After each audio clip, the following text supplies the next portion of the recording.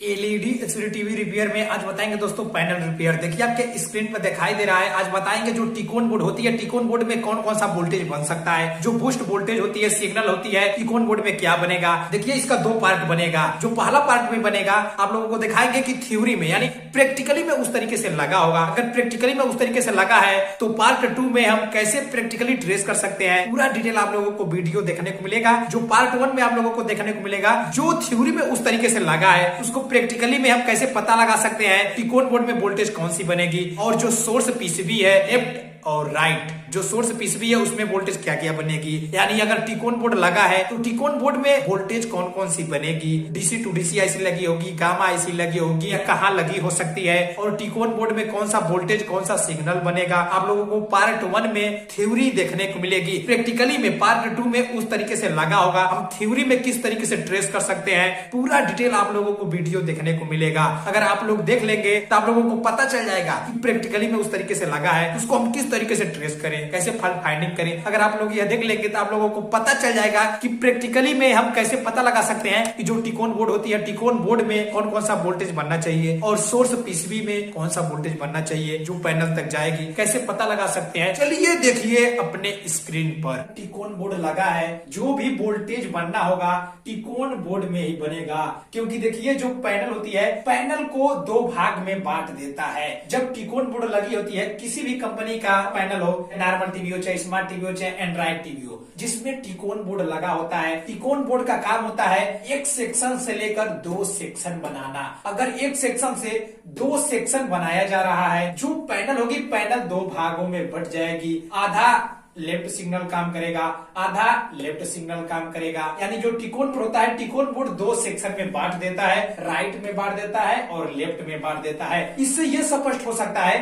अगर मान लीजिए इस पर वोल्टेज बनेगा, इस पर सिग्नल बनेगा, इस पर वोल्टेज और सिग्नल बन रहा है, तो इस पर वोल्टेज सिग्नल कैसे बनेगा। अगर वोल्टेज सिग्नल इस पर बन रहा है तो वोल्टेज सिग्नल इस पर कैसे बनेगा। यानी इससे यह स्पष्ट होता है, पैनल में जो सोर्स पीसीबी लगी होती है, चाहे राइट का हो चाहे लेफ्ट का हो, जो भी पीसीबी होती है, सोर्स पीसीबी में कोई भी वोल्टेज, कोई भी सिग्नल नहीं बन सकती है 100 में से 100%। इससे यह स्पष्ट होता है, क्योंकि अगर यहाँ पर वोल्टेज और सिग्नल बनेगी तो यहाँ पर कैसे वोल्टेज सिग्नल बनेगी। इससे यह स्पष्ट होता है कि जो इसमें सोर्स पीसीबी में जो कंपोनेंट लगी होगी, जो कुछ भी होना होगा, वोल्टेज सिग्नल सभी टिकोन बोर्ड पर बनेगा, और टिकोन बोर्ड से ही लेफ्ट में भी और राइट में भी वोल्टेज सिग्नल जाएगी। जिस हिसाब से सोर्स काफ लगी होगी, अगर लेफ्ट की सोर्स काफ है, जिस हिसाब से वोल्टेज और सिग्नल चाहिए होगा, उस हिसाब से रेजिस्टेंस कैपेसिटर लगाकर उस हिसाब से यहाँ सोर्स काफ में बाईपास कराया जा सकता है। जो भी वोल्टेज सिग्नल बनेगा, इससे यह स्पष्ट हो गया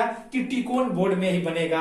अगर टिकोन बोर्ड लगा है तो टिकोन बोर्ड में बनेगा। अगर टिकोन बोर्ड जिस पैनल में नहीं लगी है, अगर उसमें सोर्स पीसीबी है तो सोर्स पीसीबी में पूरा काम होगा, उसके बाद सोर्स काफ पर चला जाएगा। अगर सोर्स पीसीबी है तो सोर्स पीसीबी में भी 2 सेक्शन में बांट कर ही लेफ्ट और राइट को सेक्शन में बनाकर दिया जाएगा। अगर टिकोन बोर्ड लगा है कि जो भी वोल्टेज और सिग्नल बनना होगा वह टिकोन बोर्ड में ही बनेगा, क्योंकि पैनल को 2 भाग में बांटा जाएगा। टिकोन बोर्ड लगाने का मतलब है पैनल को 2 भाग में बांटा जाएगा, राइट में बांटा जाएगा और लेफ्ट में बांटा जाएगा। इससे यह स्पष्ट होता है कि लेफ्ट में और राइट में जो सोर्स पीसीबी लगी है, इसमें कोई भी वोल्टेज और सिग्नल नहीं बनेगी। जो भी वोल्टेज और सिग्नल बनना होगा वह टिकोन बोर्ड में ही बनेगी। अगर बीकॉम वोल्टेज बनाना है तो हो सकता है लेफ्ट में भी आईसी लगी हो, राइट में भी आईसी लगी हो, यह कंपनी फिक्स करेगी। कोई भी अगर यहाँ पर आईसी लेफ्ट में भी लगी है और राइट में भी लगी है तो उसको हमको देखना होगा। ज्यादा किस में देखा गया है, बीकॉम वोल्टेज जो होता है, यहाँ पर भी आईसी लगाया जाता है और यहाँ पर भी आईसी लगाकर, बीकॉम का मतलब होता है कॉमन वोल्टेज।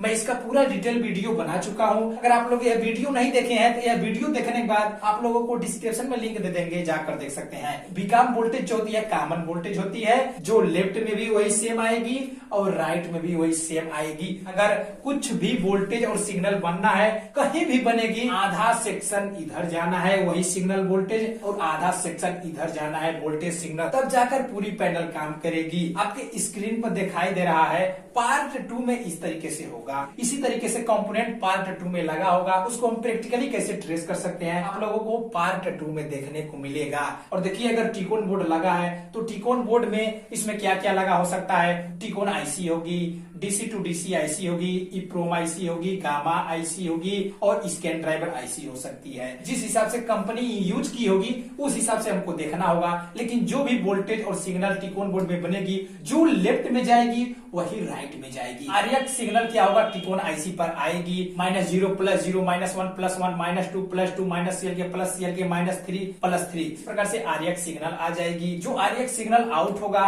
वह लेफ्ट पे भी जाएगी और राइट पे भी जाएगी। लेफ्ट से या राइट से जो बीसीसी सप्लाई होगी कंपनी के हिसाब से जो वोल्टेज होगी मैनेज किया गया होगा 3.3 वोल्ट, 5 वोल्ट, 12 वोल्ट, जिस हिसाब से कंपनी मैनेज की होगी उस हिसाब से यहाँ पर BCC supply DC to DC IC को मिल जाएगा। और डीसी टू डीसी आईसी को मिलने के बाद वही बीसीसी सप्लाई डायरेक्ट एबीडीडी सेक्शन में चला जाएगा। अगर 12 वोल्ट की पैनल है तो direct DC to DC IC VDD voltage का जन्म देगी, जो बक कन्वर्टर द्वारा जन्म देगी। जो टिकोन आईसी की बीसीसी सप्लाई होती है 3.3 वोल्ट वीडीडी सप्लाई होती है। जब वीडीडी सप्लाई 3.3 वोल्ट इस पर चला जाएगा, टिकोन आईसी को विकोर वोल्टेज, रैम वोल्टेज, पैनल की पूरी सॉफ्टवेयर इप्रोम में होती है, तब जाकर इप्रोम आईसी काम करने के लिए तैयार होगी। जब इप्रोम आईसी काम करने के लिए तैयार होगी तो टिकोन आईसी को निर्देश देगी। टिकोन बोर्ड का मेन फंक्शन कराने वाला टिकोन आईसी ही होता है। जो टिकोन आईसी होती है इप्रोम आईसी के इशारा पर काम करती है और जो टिकोन आईसी होती है टिकोन आईसी के इशारा पर DC to DC IC, gamma IC, level shifter IC काम करती है। जब क्या होगा, टिकोन आईसी काम करने के लिए तैयार हो जाएगी जब पैनल में सॉफ्टवेयर ओके होगी,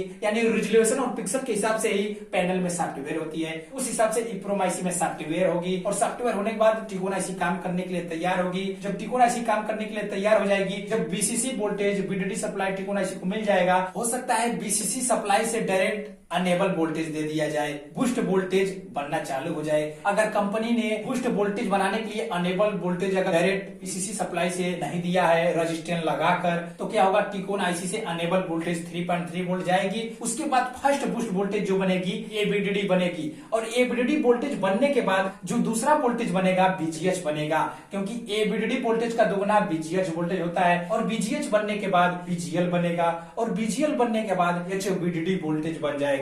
टिकोन बोर्ड की power supply DC to DC IC होती है, यानी वोल्टेज बनाने का काम डीसी टू डीसी आईसी करती है। बूस्ट वोल्टेज बनने के बाद टिकोन बोर्ड काम करने के लिए तैयार हो जाता है। वीडीडी वोल्टेज और बीजीएच वोल्टेज और बीजीएल वोल्टेज होता है वही स्कैन ड्राइवर आईसी को जाता है। जो बीसीसी सप्लाई होती है, जब टिकोन आईसी सिग्नल देती है CPV1, CPV2, OESTB, जब ये सिग्नल दे देती है और बीसीसी सप्लाई बीजीएच, बीजीएल और बीडीडी जब स्कैन ड्राइवर आईसी को मिल जाता है, तो स्कैन ड्राइवर आईसी क्या करता है, गेट लाइन सिग्नल निकालने की काम करती है। जो गेट लाइन सिग्नल आएगी सीधा यहाँ पर आएगी, यानी जब भी गेट लाइन जाती है तो लास्ट के सोर्स काप से जाती है, होल छेदा ट्रैक के द्वारा ही यह जाएगा। टिकोन बोर्ड को पलट कर देखना होता है। इसका मैं पूरा डिटेल वीडियो बना चुका हूँ। अगर आप लोग वीडियो नहीं देखे हैं तो आप लोगों को डिस्क्रिप्शन में लिंक दे देंगे, जाकर देख सकते हैं। यह वीडियो देखने के बाद गामा आईसी को काम करने के लिए एबीडीडी वोल्टेज चाहिए। जब तक एबीडीडी बूस्ट वोल्टेज बनेगा नहीं तब तक गामा आईसी काम नहीं करेगी। जो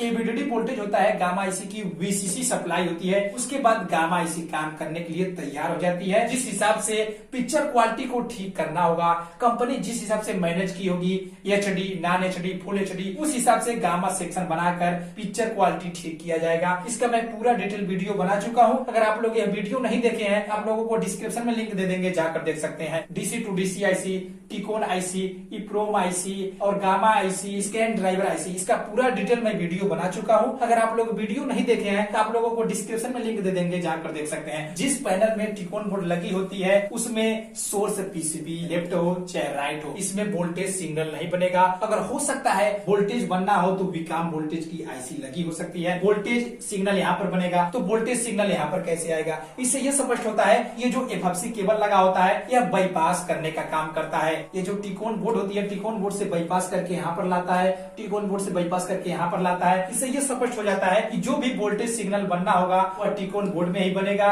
उसके बाद ही दोनों तरफ सेम जाएगा, जो लेफ्ट में जाएगा वही राइट में जाएगा। प्रैक्टिकली हम चेक कर सकते हैं, आप लोगों को पार्ट 2 में देखने को मिलेगा। इस तरीके से अगर प्रैक्टिकली में है कैसे ट्रेस कर सकते हैं, मेरा हर चीज पे वीडियो बन चुका है। यह वीडियो देखने के बाद आप लोगों को डिस्क्रिप्शन में लिंक दे देंगे, जाकर देख सकते हैं।